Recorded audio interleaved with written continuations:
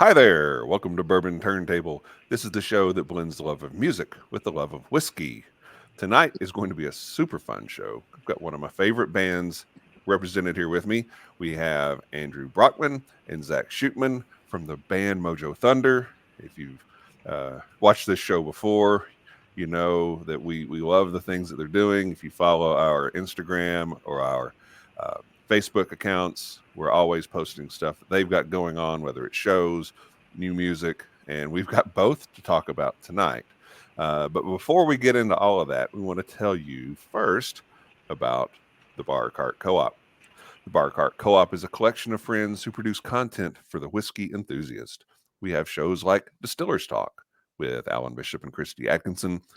Alan and Christy will talk with distillers from across the country and around the world about anything and everything distillation.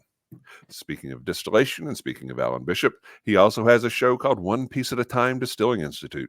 Are you a distiller? Are you a legal distiller? Are you a backyard distiller? Whatever the case may be, if you've got a question, pose it to Alan. He'll post a video response so we can all learn from your curiosity. If he didn't have enough to do, Alan also has a show called If You Have Ghosts, You Have Everything. On this show, he strays away from whiskey and gets into the spiritual, the supernatural, UFOs, Bigfoot, you name it. He kind of touches on it. It's a really fun show with some interesting guests. Every Monday night, 9 o'clock Eastern, 8 o'clock Central, is My Whiskey Den. My Whiskey Den is where craft whiskey is king. We have Pat and Mike and Mitch. They have some wonderful guests. They have some interesting tastings, and it's always fun to hang out with the good folks in the chat. Last but certainly not least is Whiskey in My Wedding Ring with David Levine. David is a really smart guy. He knows his stuff frontwards and backwards. He's a great writer, so you can check out his blog. He has some great interviews with distillers, so check out Whiskey in My Wedding Ring. As far as our show, if you're watching us on YouTube right now, we would greatly appreciate it if you would just hit that subscribe button so you can keep up with everything we've got going on. You don't want to watch us? Well, look, if you're not watching, look, you can't see these lovely guys. Why would you not want to watch that? Forget me, but look at these guys. They're adorable. But if you don't want to watch, if you're driving down the road, okay, you shouldn't be watching YouTube videos while you're driving. So you can always choose your favorite podcast network and listen to the shows that we've got. So one more thing in way of housekeeping. Colors of Courage is an event that's coming up September 6th at Millwood Arts Center. Colors of Courage is a fundraising event for an organization called Hope Scarves. And Hope Scarves, I found out about this organization last year, and I wish I'd known about it years ago. They make and send out scarves to women that are going through chemo and struggling through a battle with cancer. And in addition to that encouragement, they also raise a bunch of money for cancer research. They're doing great work. And what does any of that have to do with bourbon? Well, if you're out there, and you're watching this show, you're probably the kind of person that's going to have some extra bottles of whiskey laying around. If you've got some that you could donate to Hope Scarves, they're going to do, as part of their fundraising event, a bourbon pool. So people will buy a chance, they'll get a ticket, they'll pull that ticket, and that'll match a bottle that's been donated. And it's another way for them to raise a bit of money. So if you can, dig into your bourbon cabinet, find something that is unopened that you're not using, and donate it to Hope Scarves. You can contact Anna Laura at hopescarves.org, or just message me, and I'll make sure that your bottle gets to where it needs to be. So, gentlemen, Zac and Andrew, welcome to Bourbon Turntable. Thank you. Thanks. Glad to have you. We've got the A to Z of Mojo Thunder with us tonight, and really happy about that. We've got the rhythm sections. Andrew is the bass player. Zac is the drummer and percussionist. So we've got the rhythm section represented well. And I'll tell you what, when we get into talking about the new album, The Infinite Hope, which we will talk about quite a bit, we'll get into some of the stuff going on with the rhythm section. But look, this is Bourbon Turntable. We promise our guests a chance to drink some whiskey with us. So let's go ahead and start out before we even get too deep into this. And I've got a theme going. Oh, I'm excited. So the band it's kind of shares home base between Lexington and Louisville. And so we've got a Louisville bourbon and a Lexington bourbon. And the ones that I chose just happen to be toasted barrel bourbons, which we can talk about a little bit. Oh, that's way okay. Huh. So Kentucky Peerless, based in Louisville, Kentucky. This is their toasted barrel bourbon. It weighs in at 109.4 proof.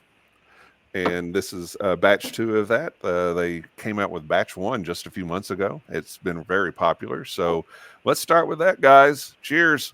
Sounds beautiful. Let me get my ice poured over here. All right. I'm behind. All right. So, Andrew, you tend bar, right? Yeah, it's mostly a bourbon bar, too. So I've gotten pretty fond of bourbon. I actually have been taking classes on getting my bourbon stewardship, which is pretty cool. Oh, yeah. That's awesome. So I'll get to know more about this and more. So I've already learned some pretty cool stuff along the way. That's awesome. And you know, as somebody that goes to bars, when the bartender, having a bartender that knows a little something about what they're talking about, is always a good thing. It amazes me that in the state of Kentucky, you can go to a prominent bar and the bartender just not have a clue. And it's like you would think that. A bartender in Kentucky would know your audience. Know your audience. Yeah, right. For Zac, sure. Zac, you're a bit of a bourbon guy too, right? I wouldn't say I'm an aficionado or anything, but I drink a few here and there. You know. Yeah. It's a good go-to of mine. And what do you think of this one? It's really good. I think I can definitely taste the barrel in that, right? It's pretty prominent. Yep. It's good. It's smooth. Smoke in it. Yep. Yeah, it tastes good on ice too, and which that's how we talked about this before the show started. Yeah. But I like a little bit of ice in mine, you know, to keep the heat away. Make fun of me in the comments if you will. No, not if you want to get made fun of for that, you came to the wrong place, because you know you drink it how you like it. Yeah, and whatever makes you happy. So that's great. So first album or first EP from Mojo Thunder came out in 2019, I think. How long were you guys together as a band before that? Probably about a year. Okay. I think we met Sean in 2018, something like that. And me, Bryson, and Andrew had already been kind of hanging out at that point, playing music. And then we saw Sean through like a mutual friend. And yeah, the rest is history. And then I think we spent a little bit of time getting those songs together. We kind of already had some stuff written, like Soul was one that should have been on the EP because it was like the first song we wrote, but it never. We wanted to save it for like a kind of a bigger moment than just our first EP, I guess. And so, like that song was one that we kind of, the three of us had sort of the music down, and Sean just happened to have lyrics that went with it. So it was like, you know, peanut butter and chocolate, like right in the room. Yeah. It works. Yeah. Somehow. And then those other songs, we all sort of contributed in different ways. But yeah, I mean, it's crazy to think that was 5 years ago. It feels like 10 years and 2 years at the same time. Right. Well, you had COVID in there too. So I don't, that either makes things speed up in warp drive, or it makes it seems like it was the dark ages. It's wild. Yeah. Yeah. So, Andrew, now, did you know Zac and Bryson early on or before? I met them through a friend as well. Yeah. Who told me that they needed a bass player, and ended up kind of trying out and sliding right on in there, fitting in well with them. I remember playing Sweet Leaf and by Sabbath, and we also did I played a Zeppelin song, "Ramble On." I started playing that, and they both looked at each other, and I remember thinking like that was a really good move of me. They knew I don't know, they got excited from hearing it. I could tell. It's great that you mentioned that song because I've been wanting to make a request for a Thunder cover. Oh yeah. And it's Ramble On. I think that you guys would just nail that with your instrumentation and the way you approach stuff. And so if you take requests, oh yeah, that would be I my love request. this request too. Yeah, I would love to play it. I love that bass line. Yeah, so much. Yeah. So how long did you guys play together, Andrew and Zach, until you kind of felt like, okay, we're in a bit of a groove. We can kind of sense and feel what the other one's laying down? I don't think it took very long for us to realize like this feels good. You know, I think finding someone who was like similarly influenced by the same artist and stuff like that was the hard part. And then once we found Andrew, like we kind of like knew what direction we wanted to go in, and so from there it was just like the foundation was built. So now we just got to put some paint on the walls, you know, and make this thing a band. So, so Zach, you mentioned influences. What were the things that you were listening to growing up? I listened to my dad. So my dad was in a band. He's in a rock band, and coincidentally, he played bass. Yeah. Which is hilarious because, as a side note, Andrew's dad played drums. So we swapped. I don't know what happened there. I think it's natural. I'm going to have a bass player as a son. Yeah. So there's a movie plot here, like Freaky Friday or something. I don't know. Yeah. I don't know if have our dads ever met. They probably would jam, you know. They would jam. I'm sure that needs to happen. That needs to happen. Yeah. We need to make that happen. Yeah. But yeah, so Dad was super into like 70s and 80s rock. Mm-hmm. Like we listened to a lot of Motley Crue in the car. This is like early on, you know, and classic rock radio and stuff like that. But I was always once I started getting old enough to sort of develop my own taste, you know, I dove hard into the Led Zeppelin, the Beatles, the Rolling Stones, and then as I got older, that grew into more like bands like the Killers, My Morning Jacket, sort of the more indie stuff.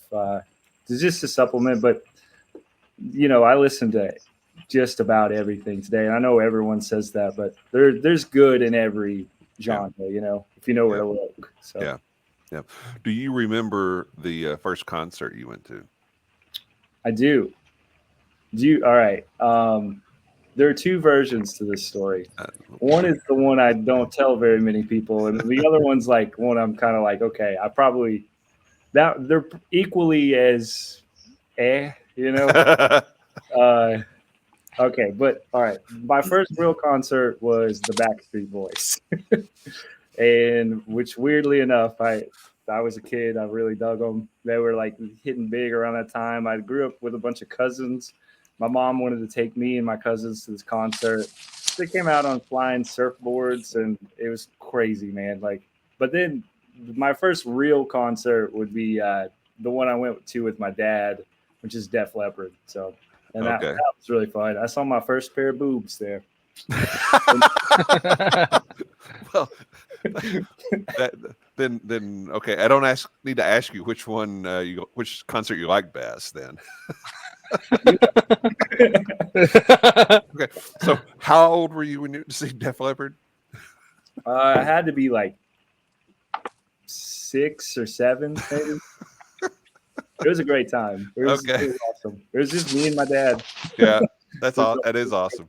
Do you remember the first album that you bought, or CD, or the first one I ever bought? I remember. I didn't buy a lot of albums myself. My dad had a lot. I remember wearing out a lot of the Decade of Decadence by Motley Crue, embarrassingly enough.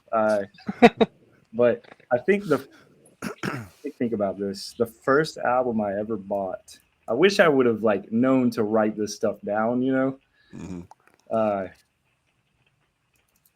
Because I don't know. But the first album I bought as like a grown man, Yeah. able to buy his own stuff, would probably be like, I think I bought Radiohead, OK Computer, like on a whim. Yeah. And ended up loving it. Yeah. Yeah. It was probably a metal band. I went through like a big metal thing for a while because their drummers are just insanely good. And right. Yeah. So did you play in a metal band at any point? I was in a band in 8th grade called the Red Kool-Aid Foundation. Played a lot of scream death metal type stuff. And it was all like older kids, so I felt like I was fitting in, and the drums were super fast and impressive to me at that time. So right, it was a lot of fun. Yeah, we practiced in my parents' basement, so it was God bless them. Like they put up with a lot. Yeah. Now, Andrew, you've got some pretty strong bass influences, and we've talked about that a couple of times. So just kind of share a little bit about who has been the most influential to you as a bass player. I mean, I think my favorite of all time is John Paul Jones. I know it's kind of a cliche answer, but I feel like there's a reason for that, Mm-hmm. Yeah. But I don't know. I guess anybody who kind of did a lot by not doing a lot has been my favorite kind of bass playing. Mm-hmm. I think he's kind of the master of like the counter melodies on like a simple way. Yeah. Where he's not trying to show off, but trying to just make it sound good. I loved that kind of feeling. Yeah. Which there's a lot of bass players who do that and do it very well. Funny enough, Zac was talking about that OK Computer album. He turned me on to that real recently. And that's another one I was like, wow, this is like just beautiful, throwing in bass chords even at points where I'm like, man, that's just so pretty. Yeah. You're one of the few guys that I've seen live playing bass chords. Oh, yeah. They're fun. Very you got to be careful with them. They can get a little wobbly, but they're fun when they work, No, you pull it off. You pull it off really well. Thank you. So it's interesting, Zac, hearing you talk about playing in a metal band, because I think you probably learn a lot of different technique doing that. But the way you play now obviously is different, and not trying to compare you to 8th grade you, but you have a very mature, understated style. You don't overplay things, and there's a lot of music out there where the drummer is trying to show off everything that he's ever been able to play, and it just gets in the way of the song. It does. And, so I've got a lot of respect for the way you play. But all that being said, you see these guys live, and he can tear it up. So he can tear it up. Well, thank you, man. Yeah, I know what you mean. You could kind of like, the older I get, the more I realize when the drummer is like overplaying, but it's definitely something all drummers go through. Sure. You can kind of tell who has the baby deer legs and who is like, okay, I don't need to show my worth every second of this song. Like sometimes you can just lay back and it's fine. Let everyone else do the thing. Yeah. We had a band on the show, I don't know, a little over maybe a year and a half ago, and I liked a lot about their album, but the drummer just ruined it. He just overplayed everything, and then found out that a short time later that they had replaced the drummer. That's a good move. Yep. That's a really good move. Man. That's really Drummer good move. don't overplay for very long. Pretty soon they're not playing at all. So Yeah, but it depends on the band. You know, if you're Sure. if you're if you're Rush, okay. Yeah. If you're a trio, you got to have a little bit more from your drums. Sure, But, you want it to be interesting, and those bands I think that's what drew me into that stuff was like bands like Rush, and then like even if you go a little heavier like Slipknot and stuff, the drummers are always just insanely good, but it's not it fits with the chaoticness of the music. It's not like they're all kind of doing something a little crazy, or they're like laying back, letting it's kind of built around that. Whereas the, average drummer who's playing, covers or whatever, and they're doing 30-second fills all around it. It's just, what are you doing, man? Yeah. Well, kind of alluding to evolution and growth and change, and that kind of leads us to let's talk about some of the music that Mojo Thunder's put out. The first EP, which we mentioned, was Loose Lips. It came out in 2019. That was really kind of almost a blue-eyed soul album. And is that a fair descriptor? Yeah. I think Sean has green eyes, but I'm not sure. Okay. I know what you mean. Okay. Sometimes I'll throw out an old guy terminology, and people don't. What are you talking about? Yeah. But white guys playing soul music is basically what it's talking about. Yeah, that's 100%. I think we were not struggling, but we were just new to the world, trying to find our footing in a couple different camps. Yeah, one of those being blues rock very heavily. There's tons of blues riffs throughout that. And then, we also wanted to incorporate some poppier stuff. So we did a pop song. And so it was just very much what we're doing now, but we weren't as good at it, I guess, or not that we're good at it now, but it's just, we've developed a way to cohesively doing things. I like to think a little better, Yeah. But Andrew, there's a couple of songs off that EP that you guys still do live from time to time. You do Fine and Queen of the Night, right? Yeah, I think it's funny that we still do Queen of the Night because live it's a hit for a lot of our fans and stuff. Yeah. But I don't think on the EP it did well like at all, which is kind of funny and cool in its own way. But we added a little flavor to it, which is kind of cool. It's the funnest thing ever, though, is, you best believe we've been working on jams and stuff right now for when this album, and I don't know, it's the funnest thing to do stuff live that it's not on the record for people who know it, watching that reaction is, it's one of the main things I love about doing all this. It's a really cool thing to do. Yeah, you turned that into a really cool medley. I won't spoil it for people that haven't seen you live yet. But yeah, it's very good. Yeah, listen to the live album version if you're going to listen to that song. Yeah. Andrew came up with the riff to that song, the opening thing, which was cool. I remember that day sitting in the living room when we all lived together. Yeah, that was fun. This is me and Zach has a recording, I think, still of me and him like working it out. Yeah, and this must have been, before we even met Sean, I was like, we were messing with that riff and stuff, which is kind of cool that it came to be a thing. But well, in 40 years, there'll be the Mojo Thunder basement tapes that'll be released. And and your children or grandchildren will profit from it. So. Well, let's hope.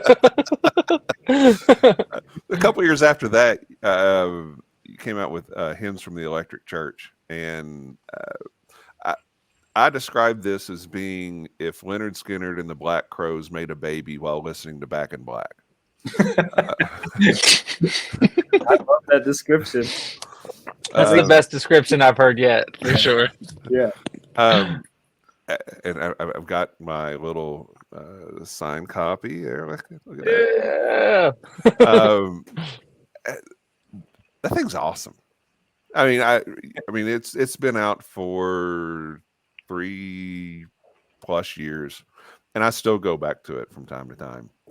Oh, thanks, man. And That's really, awesome. really love it. Great stuff on there. Nice. Is there of those, that EP and the Hymns from the Electric Church, are there songs on there that we've talked a little bit about playing live, but are there certain songs that you enjoy playing live, Zach, off those two? Yeah. I really like playing Rising Sun, which is another one that we do sort of a extended jam in the middle of it when we do it live. Really fun. I love the guitar parts on that. I think Jack's Axe is always a winner. It's one of the crowd favorites, I think. So we really like playing that one, and that's what it's all about. Like Andrew said, it's sharing that moment and that energy for a moment with the crowd. So that one gets them going. Yes.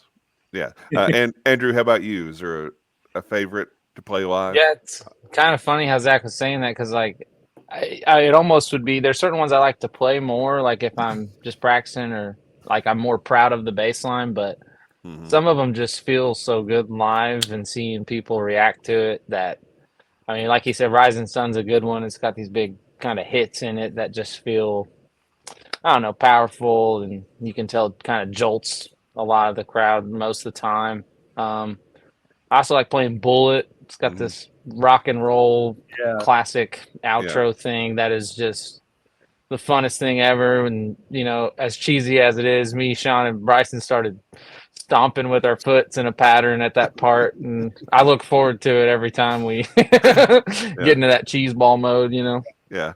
Well, just good fun. You are one of the more entertaining bass players to watch play. Yeah. I patterned my dancing at Mojo Thunder shows after you, Andrew. I love that. Yeah. That's what it's all about. Nobody else wants or needs to see that, but that's the truth. But no, you're very active on stage, and yeah. I think the first time you're on, I asked you how many little bass guitars you're the daddy of, the way you play the bass. Yeah. You're making sweet love to your bass guitar, and it's and we're all there for it. But I got the best seat in the house. No, but in all seriousness, I mean, you're a lot of times when guys are playing bass and they're moving around a lot, it's because they're not really good and they're not playing anything really difficult. You're quite the contrary. You're playing some very challenging bass parts, and you're really getting into it while you're in the process. So it makes for a great show. Well, thank you. It's funny enough, I get dance compliments all the time, but very rarely does somebody say something cool about the bass playing. So it's awesome. Oh man. So I want to make sure right now to stop for a second and tell Zach, tell everybody when this Infinite Hope album's coming out. So it'll be out by August the 17th, which is our Burl release show. But I think we actually had to push it back to the 30th, I believe is the date. There's a little bit of complications with some of the physical stuff, but it'll be out on streaming the 17th. So yeah.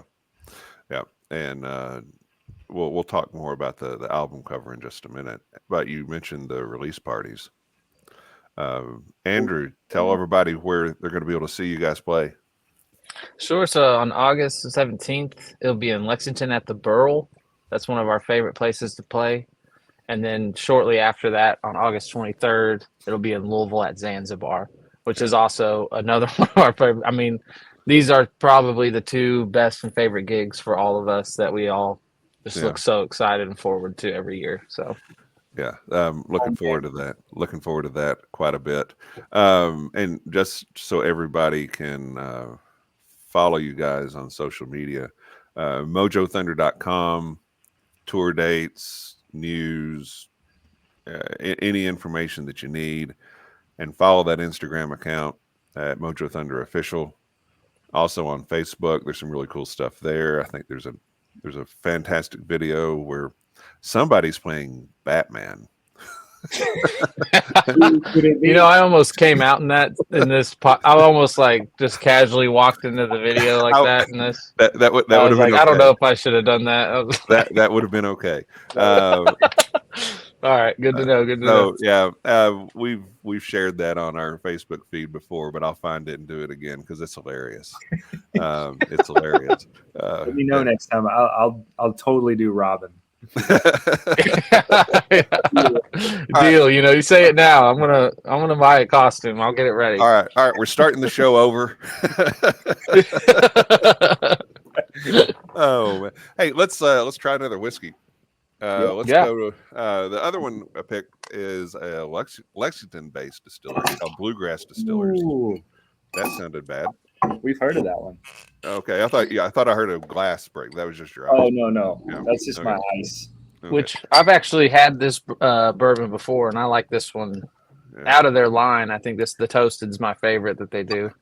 Yeah, I like this one a lot. Have you had their blue corn? That bottle. I have not had the blue corn. I've had their rye, their high rye.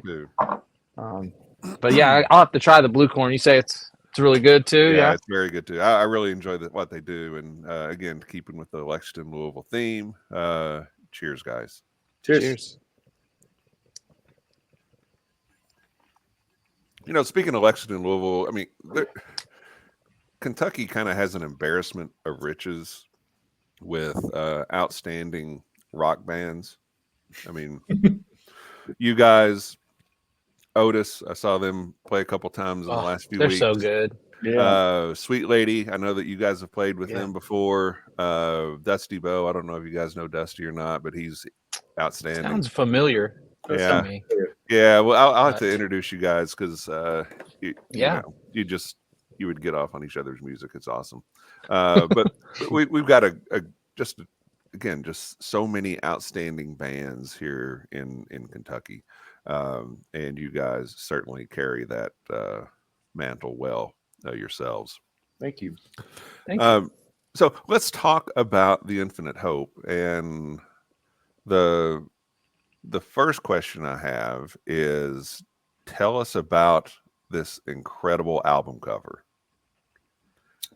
Yeah. Well, it's the coolest. It is. Yeah, tell them, Zach. I love it so much. I can't get enough of it. Yeah. Yeah. Andrew's character is definitely the coolest. Oh, yeah.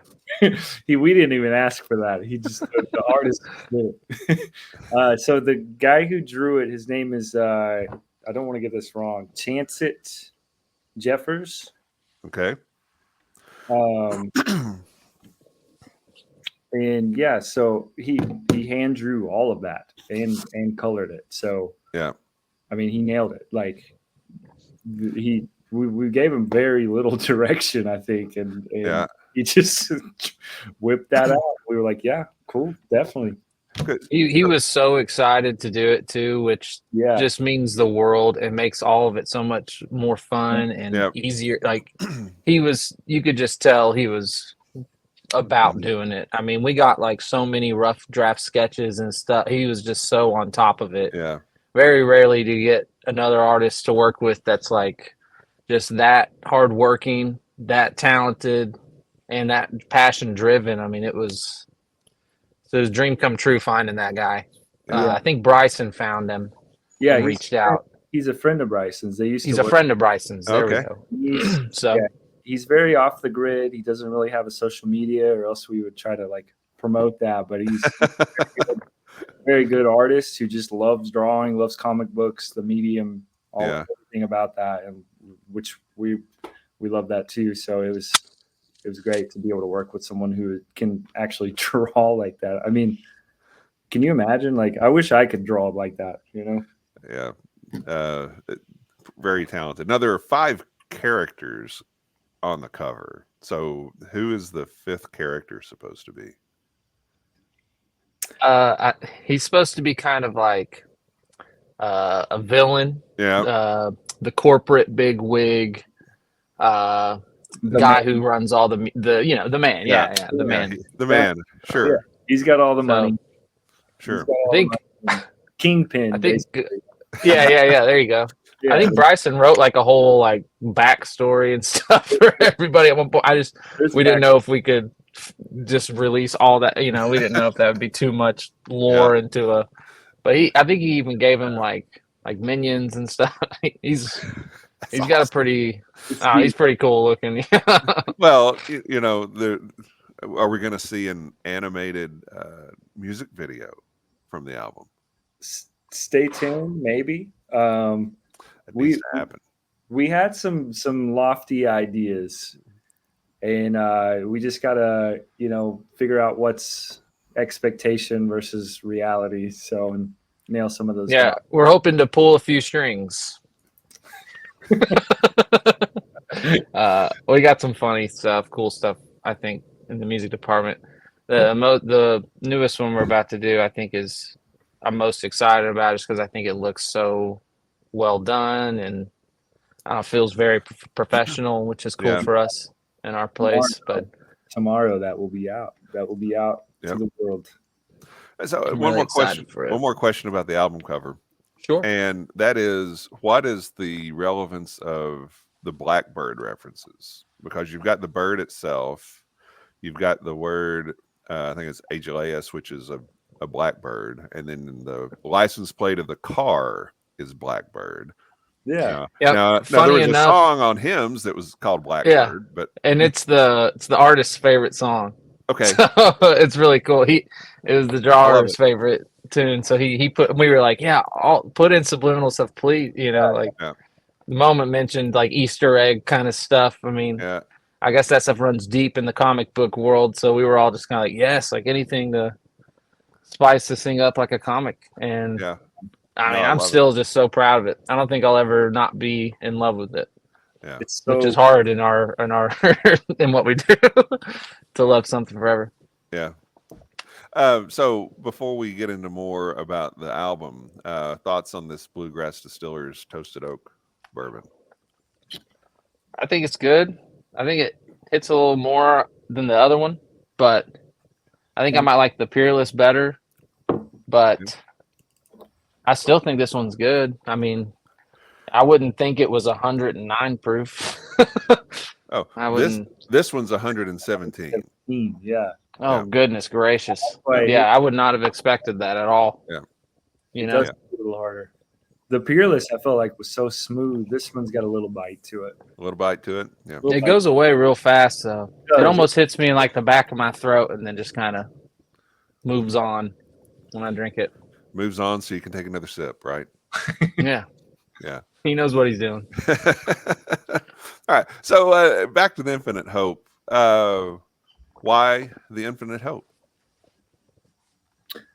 Well, we thought it kind of represented the theme of the album well.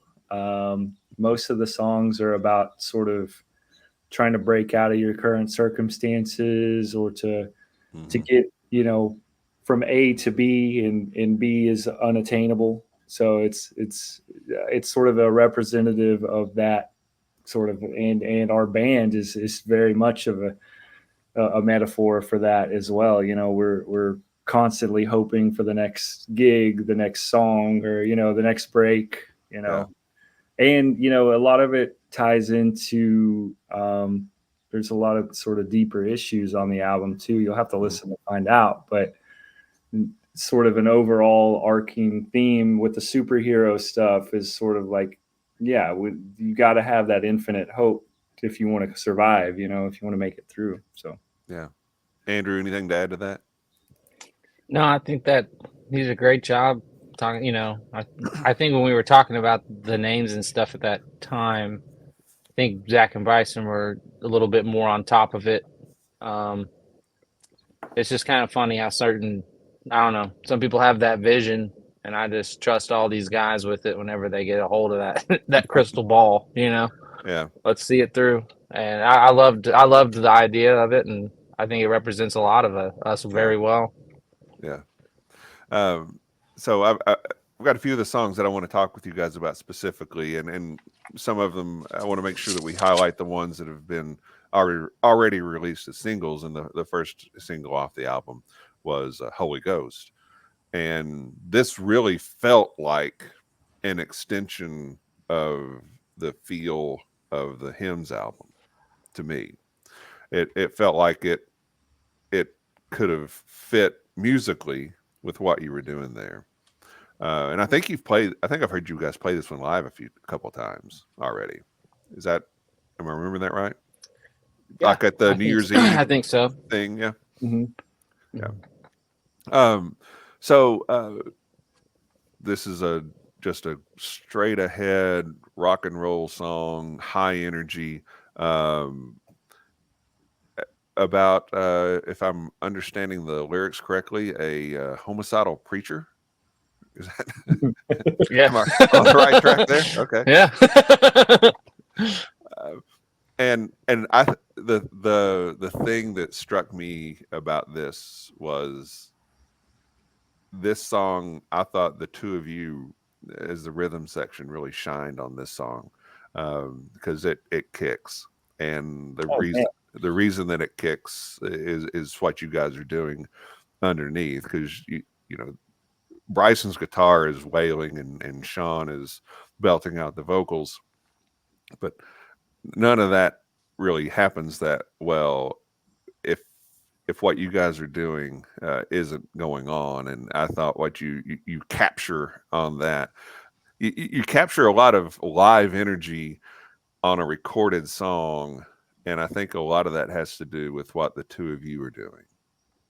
Thanks. Well, thank you. Yeah. Is that a fair statement? Is that? Well, we also recorded live. Our producer Dwayne Lundy, who was just an amazing individual and really saw this project through from ground to roof. You know, he was real big about sort of keeping it live. You know, keeping it that sort of energetic, and like we weren't in a sort of standard studio where there's like the control room glass and everyone's got their own individual booth. Like there's no control room. He's got a room on the other side of the house that we were in that he's gutted out with music recording equipment. Yeah. And so we were all literally in the room together, producer Dwayne included, in just feeding off of that. And so it kind of helps create that atmosphere a little bit, that energy, I think that helped quite a bit. Yeah. No, this is great song live, great first single. I think it generates a lot of interest, a lot of energy from the public, and then the video.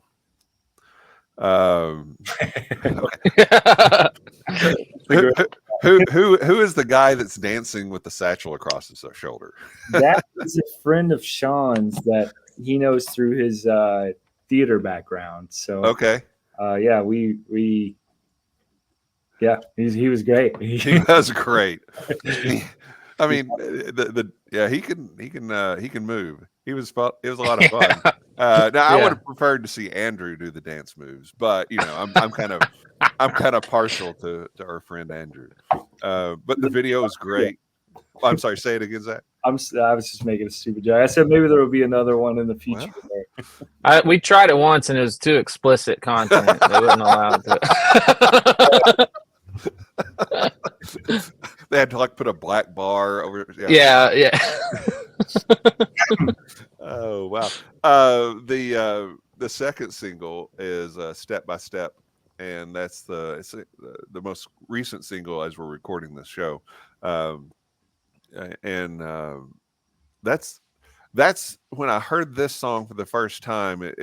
It's like, okay, this is different. This is a departure from what you did with Hymns. And honestly, when I first heard it, I thought, but I like the other. It was. It's just because I like this so much that I thought, okay, I want to hear more of that. And Step by Step wasn't that. And honestly, initially it was like, well, I sulked a little, and we sold out. That's what happened. No. I don't think that's what's happening, because I've heard the rest of the album.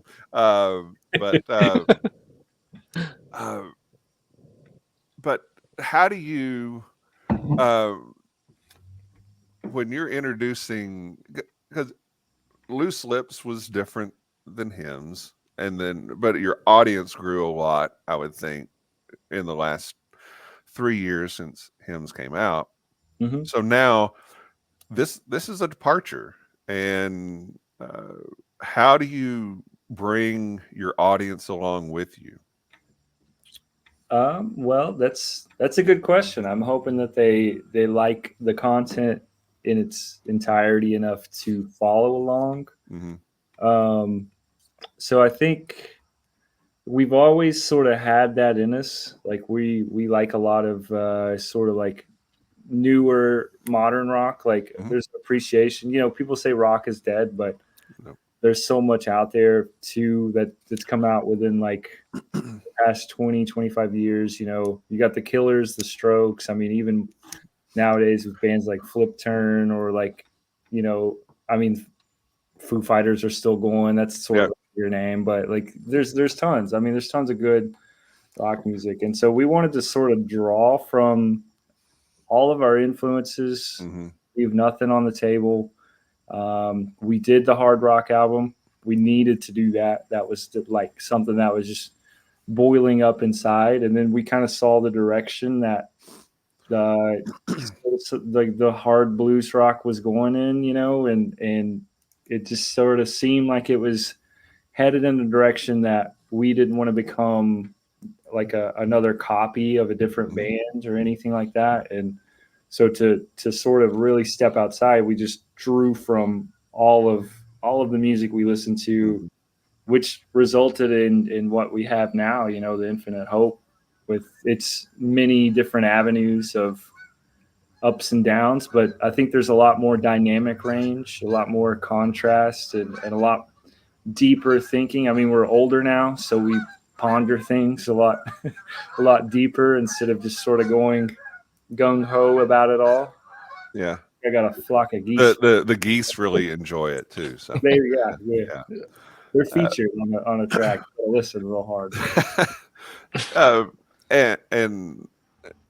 But as I've listened to the album several times, it is, there's one thing that to me is always a marker for a great album, and that is the more times you listen to it, the more you like it.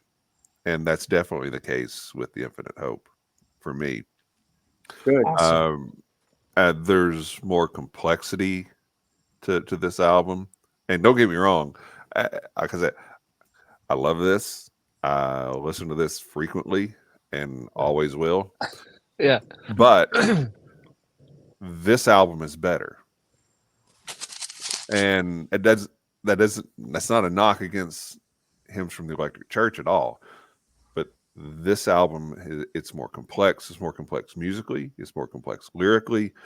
It kind of broadens the definition of rock and roll. And for you guys as a band, at least that's what I hear when I've listened to it. Is that fair, unfair? And if I'm way off base, say so. I think you're right on the head with it. And even what you were saying earlier, we all kind of feared to do some different stuff. But at the end of the day, every single one of us has been more than supportive of, if you've got a song that you're working on or writing, like, just do it. Because if you believe it sounds good, bring it to the table, and right. I can't tell you how many times somebody brought a song to the table on this album and I was just like, holy cow, like this is great. And I can't wait to, just add a little whatever to make it even cooler. But, I definitely felt like Sean, Zac, and Bryson were just hitting 3-point shots. And I was like Dennis Rodman under there waiting for a rebound that never came because they were just on fire. But it's, I don't know. I feel really very proud of this album. Like you said, I think it is better, but who knows what we'll write in the future either. I mean, Right. we're all about the, till we have a signing or something that tells us otherwise, we're going to write or do whatever we want, Right. and it's kind of something beautiful to that. To the hymns, you never know. Yeah. Yeah. So, and back to Step by Step, Zach, when you were talking about why the album's called The Infinite Hope, it's about moving forward and overcoming obstacles and not letting being when you're beset by something that you're not letting that stop you. And I think that's a lot of what's going on in Step by Step. Sure. Yeah. Sean wrote that one, and I think it's sort of about overcoming yourself within a relationship that's failing, and I think it definitely fits within that theme of the infinite hope. I mean, whether it be a relationship, a distance location type thing that you're trying to overcome, an internal battle, external, however it may be. I'm hoping that there's something there that you can relate to for, within every song. So, yeah. The next one I wanted to talk about is a song that, as we're recording this, is going to be released as a single tomorrow. And that is Let It Fall. And again, I think that fits into that theme as well. And a couple of the lyrics I want to just go over real quick. In the first verse, it says, "Fighting like a gladiator, got my sword and my shield held high. I'm fine now. I am fine now." Then a couple verses later, it says, "Hell is empty, but the devils are here on my shoulders. I'm left with the Undertaker. He can tell by the way that I'm already down. I've been found out. I am fine now." So you're kind of going from feeling brave and strong to, being, hit by the devil. But in both cases, it ends, "I am fine now." mm-hmm. I love that. It's like a mantra, even if you're not always believing it, sometimes you just got to tell yourself and fake it till you make it. Yeah. Yeah. But it's again another really great song. Thanks.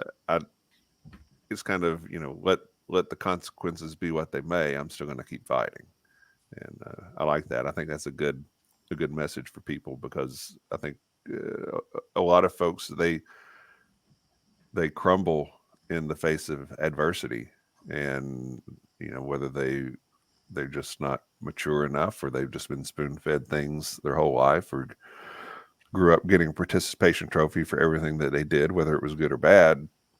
And now you're faced with the real world. And this is a good message that, let it happen. And then whatever it is, I'm going to keep fighting it. So I love that.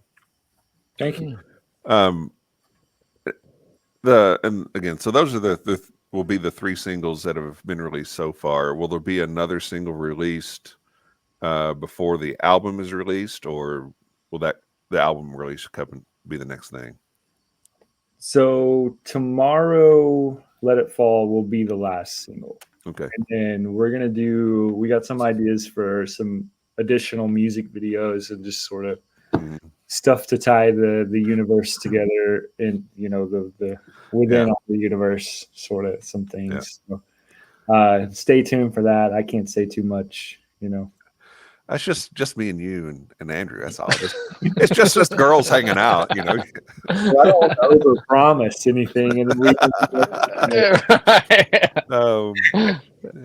as long as I get that Ramble on Thunder covered. All right.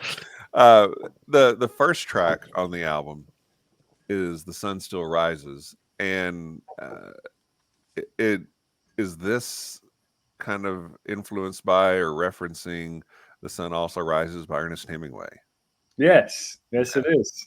All right, so me and Bryson co-wrote that song, which basically I sent him what I thought, and he made some changes here and there that I was like, that's awesome.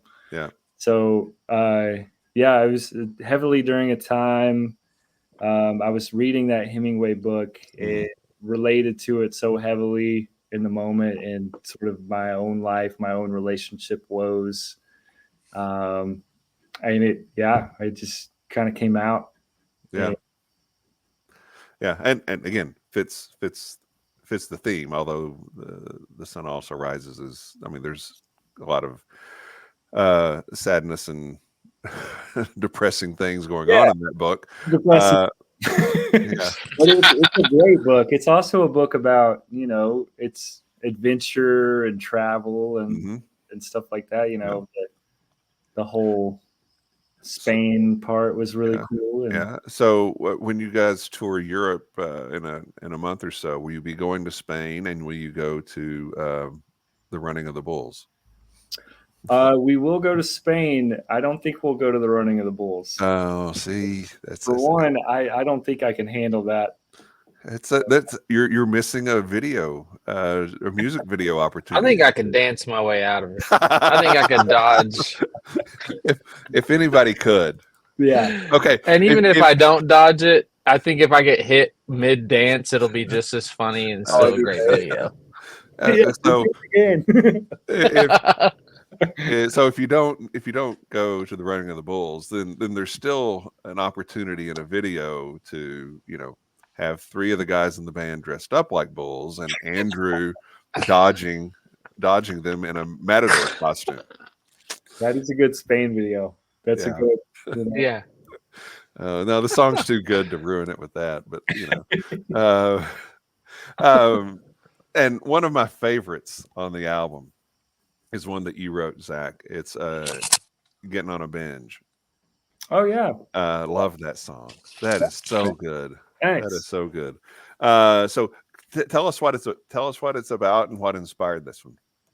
So that one, it's sort of a it's about sort of, I wanted to create like a Hotel California / like Fear and Loathing sort of vibe with it, where it's just, so basically two people who intercept in their life, and they're stuck in this infinite loop where they're constantly on the search for like a good time or like a party, or like, we're getting on a binge. And like that would be really, to take that idea and to put it over like a dancey sort of like almost like disco, Miss You, Rolling Stones type beat. The juxtaposition was like interesting to me so I brought it to the band, and they ended up liking it, and we finished it out, and the rest is history. So,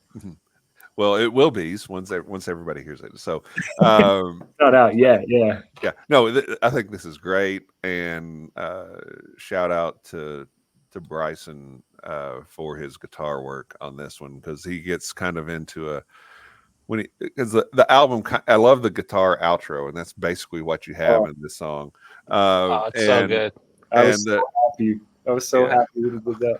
He just nails it, because it's the solo starts out with, it's got that ZZ Top sharp dressed man sound to it. Yeah. And then it kicks, and it's the Rolling Stones Can't You Hear Me Knocking tone and sound to it. And I'm like, I would give up. I've got to have to go back and listen to this again. It is so good, and that's where those classic rock, blues rock roots still come through on this very different album. Then the last track, and I don't know, this I've got to see. I want to see it live before I make the designation, but this could be my favorite Mojo Thunder song. Oh, and that's saying a lot. That's saying a lot. Awesome. And it feels like it's kind of an ode to rock and roll and to musicians. Is that kind of a fair statement, or is that what we're intending here? Well, so Bryson wrote these lyrics. I don't want to speak for him, but I'd say you're right around the the ballpark there. Yeah, I think it's sort of an ode to that, and sort of a ode to like a coming of age type thing. So, but you'll have to ask him to get the full story. Oh, I will. But the I mean, it's the longest song in the album, 7+ minutes, and the last half of the song, it's kind of a tip of the cap to Freebird. In my estimation. Is that a fair thing? Oh yeah, Absolutely. I mean, I've never heard of Freebird. What song is that? Don't do that when I've got a sip of whiskey in my mouth. Whiskey coming out your nose is not a good thing. But this is a great song, and I didn't mention it on the Sun Still Rises track, which opens the album. It opens with church bells chiming, right, and then you finish it with this song, and it's just a great journey. Thanks. I'm really excited for you guys. Thank you. Can I tell you a funny story about the church bells? Yes, please. Recording them. We were in the last week of Germany, right? And we were about to go home, and so the entire time in Europe, we didn't really and I don't know if I can say this on air. I'm sorry. We didn't really, tote much while we were on tour, and then we finally had the chance to do so at this particular German gig. And I'm going outside to take a breath of fresh air, and we're playing at this place that's beside of a train station. And these I am zooted out of my mind. I'm in outer space, and I'm sitting there listening to the birds and all this stuff, and all of a sudden these bells come on, right? And so I pull out my phone. I'm like, this is awesome. We got to use I record it right on the spot. And so that's actually the bells that made it on the album, was just a recording on my phone, and we condensed it down to this little 5-second thing. Zac Wild Baked recording church bells in Germany. Great. Right. He came out of nowhere dude, listen to this. We hadn't seen him in a minute. Yeah. I have to get confirmation. Am I just that high, or does this sound really cool, Pink Floyd-ish? It does. It actually does. Yes. No, it really is just a fantastic album. And I'm very excited for you guys, proud of you guys, and the bravery, that it took to do something different is commendable, and I love it. I think that it shows a lot of character for the band, that you guys were able to make this work. And was there, any disagreement, trepidation? We disagree on things all the time. But that's kind of what makes it what it is, Yeah. I think by how harsh we are to judge on each other's stuff, I think when everybody's feeling it, it's an encouragement to be like, all right, I got it, We're all very passionate about our ideas. And then no idea is right, There's it's so subjective to say oh, I got the.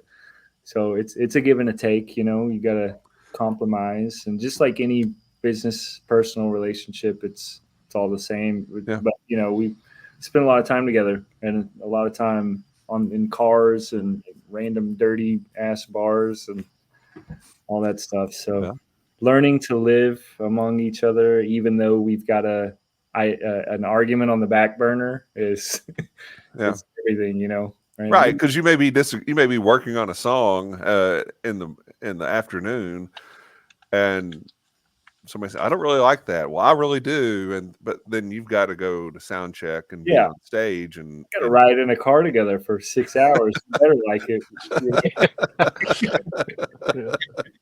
There's a lot of that.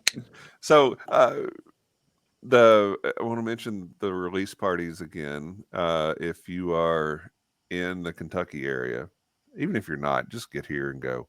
I'm making a friend come into town from Kansas City to see you guys in Louisville. So Wow. we'll be at August 17th, which is a Saturday at the Burl in Lexington. Great location. And then at Zanzibar on August 23rd in Louisville, which is a Friday night. First time I saw you guys was at Zanzibar, and it would have been, 2018, 2019. You were opening for Trigger Hippie. Oh, right on. Yeah. And Steve Gorman's band, right? Yep. And Zach, I think a lot of the when I hear you play, I get a lot of that, the way that Steve plays. Yeah. And again, that was such a cool moment for me, Yeah. I would say Steve is probably more of a later influence in my life. Mm-hmm. I always liked the Black Crowes, but I never did like a deep dive on them until like within the past 10 years or so, and so that was a really cool moment to be able to open up for him and his new band. And he's got another band now called the Bagmen that he's got going, and then he's got another one coming up with I don't know if I can talk about that, but he's got another one coming up soon. So but I think that style of I'm gonna play, I'm gonna lay it down is understated, but man, once you focus on it and you hear those fills and you hear the things that are going on, you just got to respect what's happening. So, and I think that you definitely fall into that category too. Thank you. A couple other things I wanted to ask you guys. Is there a favorite live venue that you've played? Andrew, you got a favorite? Ooh, other than the Burl or Zanzibar, so that way right. We don't have to cut that baby in half. Yeah. Let's see. There's a couple spots that are just always a good time, especially with the buddies. I'd say one of my favorite spots is the Enchanted Forest in New Albany. Yep. Great one. Just the venue alone is so freaking cool, and the fact that the owners of that are just like pumping the money they've earned from it right back into it. It shows they're like growing. It's just such a cool. I feel like every time I go there, I see something new. They've always been really nice and like gracious to us because we're a bunch of big babies. If somebody's like a jerk to us, we'll get in the car and be like, "Oh, I can't believe they said that," and then we'll start just all crying about it, basically. But luckily, they've liked us enough to not make us feel that way, The infinite moat. Yeah. No, you've got something there. That needs to be like a 3 or 4 song EP. The Infinite Moat. The acoustic versions, they're all like very slow. In what is it? A minor, the saddest of all keys. Is that the Spinal Tap reference? Zach, is there a favorite venue for you? Well, Andrew took a good one from me by saying Enchanted Forest. That would probably, if he didn't say that, that would have probably been my pick. I think Press Pub in Knoxville is always pretty fun. It's like a younger sort of college crowd, and it's one of those shows like we play super late, but sometimes it's like crazy cool in there. Sometimes it's not, but that's okay too. And but when it's cool, it's like very, very, very cool. Yeah, and everyone's dancing and getting into it, so the energy is cool. But I think Enchanted Forest, pound for pound, is just they got it going on. It's a neat venue because if you just want to kind of hang out, sit at the picnic tables, eat some dinner, chat it up, that's fine. But if you're into Yeah. the music, there's plenty of room up front, and you want to dance, you know, if you want to get your For Andrew on, you can do that. Yeah. Now, there were a couple of cool places in Europe, and Yeah. I think we've only played there once, so we can't really call it a favorite yet. But Yeah. maybe after this year, we'll have some different answers Yeah. for you. It's an interesting dynamic that American bands like you guys and the Cold Stares who've been on the show before do so well in Europe. Yeah, it's kind of incredible. I mean, they just, I don't know, they just show out. They go to shows, they buy shirts, they do all the stuff that we wish people here did more of. Right.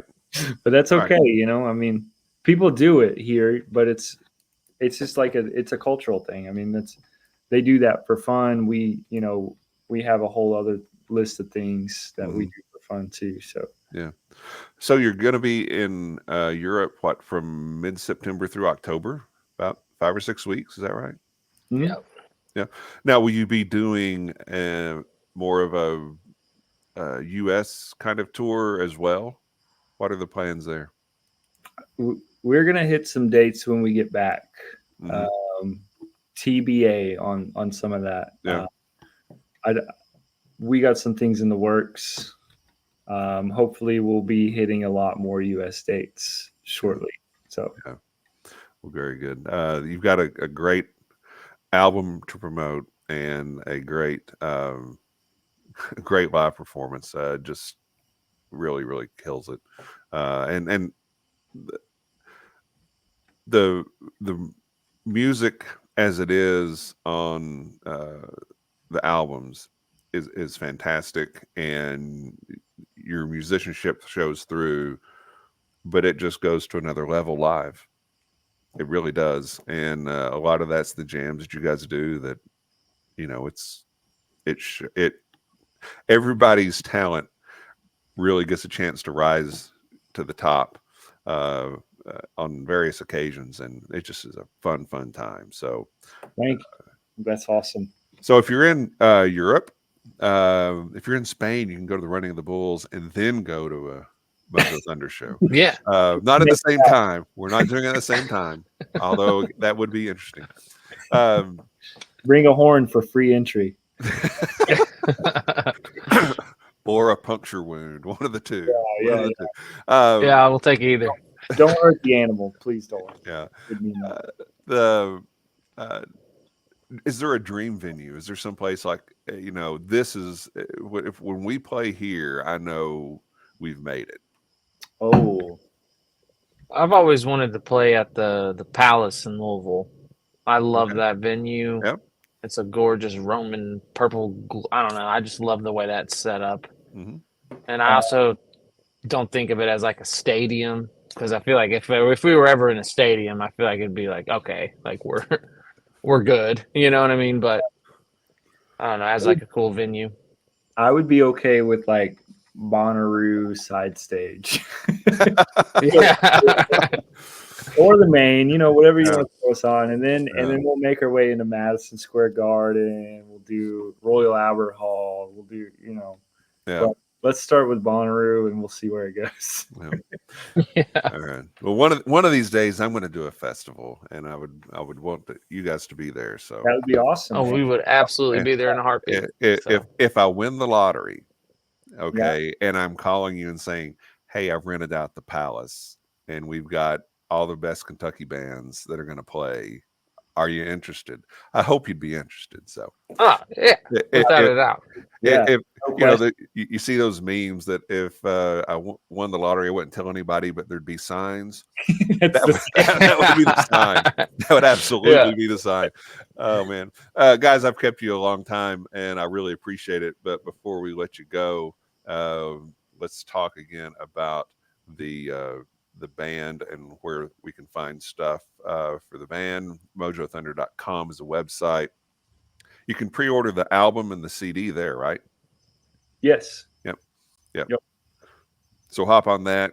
Get on the Instagram, Mojo Thunder Official, get on their Facebook page as well. And Zac, what is your social media? Oh, at Mojo Shoopy. Mojo Shoopy. Yeah, Mojo, MOJOSHOOPY. It's a play on my last name. Yeah. Does anybody is Shoopy your nickname, or does it need to be? It has been, yeah. It revolves around. A lot of people call me that, and then I don't know. I fight with my. Well, cousin. kind of. Have you seen, the Edge from like U2? Yeah. It's kind of like that. So he kind of just gave it to himself. If I gave myself a nickname, I think I'd pick a cooler one than Shoopy. I'd be like Shadow or Shadow. He's the Shoop. He's the Shoop. Or like Lord. There he is, Shoopman. Yeah. You just got to put your name up, Shoopman. Is there a nick? Do the guys in the band, do you have nicknames for each other? Or is it just you call each other? We used to call Zac skid marks for some funny reasons. Well, I wonder what that could be. No, I'm just kidding. We've never really had nicknames. I don't think. I run so fast, I leave. Yes. Yeah, that's what it is. That's it. Yep. Andrew, where can people find you on social? I'm pretty old school with it. Facebook's probably the one I'm mostly on. I'm horrible with my Instagram, but just feel free to look at me on any of the band pages. Yeah. I'm on all of them, I think. But I'm pretty bad with social media, if I'm being honest. I would much rather meet up, have a beer, and talk whatever in person if we can. So reach out. We can do that too. As for our show, you can watch us on YouTube. You can catch this show. You can catch past shows. We've had last year we had Bryson and Andrew on, and then had Andrew on again when we talked about bass players. And so you can watch us on YouTube. You can listen on your favorite podcast platform as long as it's Apple, Spotify, or Google. We have a Facebook page where we release all of our shows, including this one. We have a Facebook group where we post what we're listening to on a given night and what we may be drinking while we're listening to it. And there's been many a night where I've posted some Mojo Thunder songs, and this album will be no exception. So very excited about Thank you.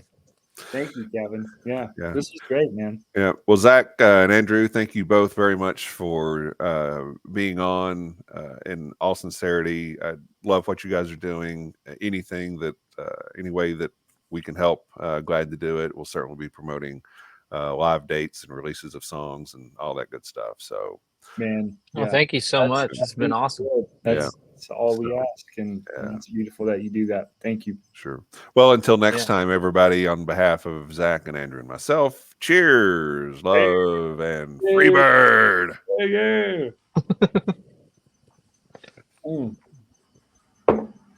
Oh, yeah.